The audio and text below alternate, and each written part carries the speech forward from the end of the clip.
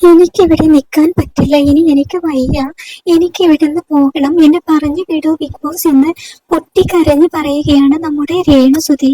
കാരണമൊന്നുമല്ല, ഇന്ന് രാവിലത്തെ മോർണിംഗ് ടാസ്കിൽ അനുമോൾ രേണുവിന് വൃത്തിയില്ല, രേണു കുളിക്കാറില്ല, രേണു വല്ലപ്പോഴും തല കുളിക്കാറുള്ളൂ, തല നിറച്ച് പേനാണ്, ഒട്ടും തന്നെ ഹൈജീൻ ഇല്ല എന്ന് പറഞ്ഞിട്ടുണ്ട്. അനു മാത്രമല്ല പറഞ്ഞിരിക്കുന്നത്, അനുവിനോടൊപ്പം പറഞ്ഞിരിക്കുന്നത് നമ്മുടെ ശൈത്യയും കൂടെ പറഞ്ഞിട്ടുണ്ട്.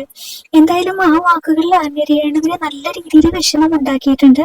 അതോടൊപ്പം തന്നെ അനു പറഞ്ഞിരിക്കുന്നത്, രേണു അവിടെയും ഇവിടെയൊക്കെ മുടി കൂട്ടി വെച്ചിരിക്കാറുണ്ട്, അതുപോലെ തന്നെ രേണുവിന്റെ ബെഡൊന്നും തീരെ ക്ലീൻ അല്ല എന്നൊക്കെ അനു പറഞ്ഞിട്ടുണ്ട്. രാവിലത്തെ മോർണിംഗ് ടാസ്കിലാണ് ഈ സംഭവങ്ങൾ ഉണ്ടായിട്ടുള്ളത്.